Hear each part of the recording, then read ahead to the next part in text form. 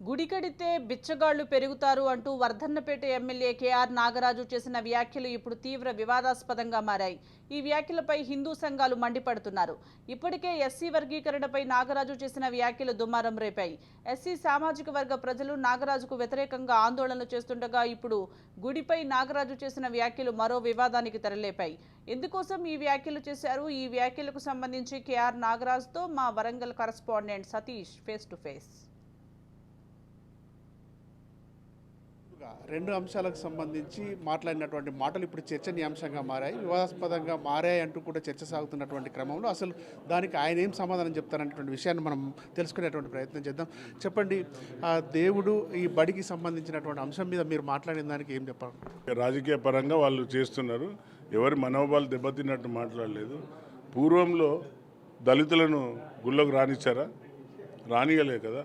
ఆ సందర్భంగా మా మహానుభావుడు నేను విశ్వసించే డాక్టర్ బిఆర్ అంబేద్కర్ గారు చెప్పిన కొటేషన్ పిల్లలు చెప్పిన, గుడులు కడితే భిక్షాలు తయారవుతారు, బళ్ళు ఉంటే విద్యావంతులై ప్రపంచాన్ని శాసిస్తారు.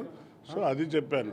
అంతేకాని వారిని ఎవరిని కూడా కించపరిచినట్టు, వాళ్ళ మనోభావాలను దెబ్బతినేటట్టు ఇది రాజకీయం చేస్తున్నారు. వాళ్ళు విజ్ఞతకు వదిలిపెడుతున్నారు.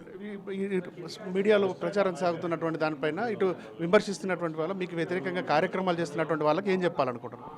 ఇప్పుడు గుళ్ళు చాలా ఉన్నాయి, మనం బళ్ళకు ప్రాధాన్యత ఇద్దామని చెప్తున్నా. నా కాన్స్టిట్యున్సీలో కూడా వచ్చే సోదరులందరికీ కూడా అదే చెప్తున్నా.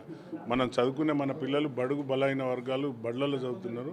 వారికి టాయిలెట్స్, వారికి కావాల్సిన వసతులు ఏర్పాటు చేద్దామని నేను ఇంకా ఎక్కువ నిధులు తెచ్చేదానికి ప్రయత్నం చేస్తున్నా.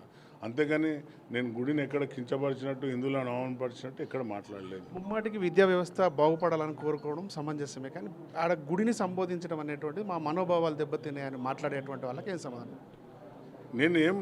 వారిని ఏం అవమానపరచలేదు. గుడి టైం 24 గంటలు కాదు కదా, వారు కూడా టైం పెడతారు గుడికి. గుడి టైం ఉంటుంది చూడండి మీరు. గుడిలో హారతి ఇచ్చే టైం ఉంటుంది, గుడిలో ప్రసాదం పెట్టే టైం ఉంటుంది, పూజ చేసే టైం. ఆ టైంలో దేవుని మొక్కాలి. 24 గంటలు దేవుని దగ్గర కూర్చుంటే మనం సక్సెస్ కాగలుగుతామో చెప్పండి. అందుకనే చెప్పిన, ఎక్కువ మీరు సైన్స్ నమ్మండి, చదవండి, గుడి టైంలో మీరు దండం పెట్టుకోండి అని చెప్పినాం తప్ప గుడి ఎంత ఇంపార్టెంటో బడి కూడా అంత ఇంపార్టెంట్ అని చెప్పిన పిల్లలకు. గుడి బడి అంశంతో పాటుగా ఎస్సీ వర్గీకరణకు సంబంధించి ఏబీసీ వర్గీకరణకు నాగరాజు వ్యతిరేకం అంటూ ఆందోళన చేస్తున్నటువంటి పరిస్థితి, దానికి ఏం చెప్పాలి? నేను వ్యతిరేకం కాదు సోదరా, మా మాదేవ సోదరులందరికీ కూడా ఎక్స్ప్లెయిన్ చేసినాను. కాదు, నేను వ్యతిరేకం కాదు. అక్కడ వ్యతిరేకం అని బ్యానర్ కడితేనే తీసేయమన్నా. ఏదైతే సుప్రీంకోర్టు నుండి వచ్చిన జడ్జిమెంట్ను మనం ఆహ్వానిస్తాం. Creamy layer, socio economy and census చేసి సుప్రీంకోర్టు ఇచ్చిన గైడ్లైన్స్ ప్రకారంగా చేయమని మీ అందరం కూడా రిప్రజెంటేషన్ ఇచ్చినాం.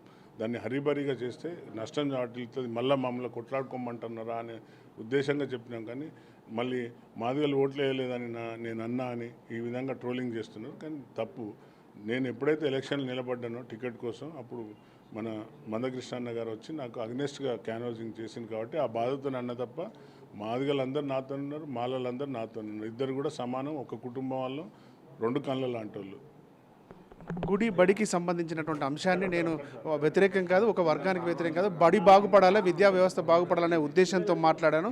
ఎస్సీ వర్గీకరణకు సంబంధించి కూడా శాస్త్రీయంగా జరగాలి, అందరికీ సమానమైనటువంటి అవకాశాలు కల్పించాలనే ఉద్దేశంతో మాట్లాడినటువంటి మాటలే తప్ప నేను ఆ రెండు అంశాలకు వ్యతిరేకం కాదు అనేటువంటి విషయాన్ని ఎమ్మెల్యే కేఆర్ నాగరాజు చెప్తున్నారు. కెమెరా పర్సన్ భిక్షపతితో సతీష్, రాజ్ న్యూస్, వరంగల్.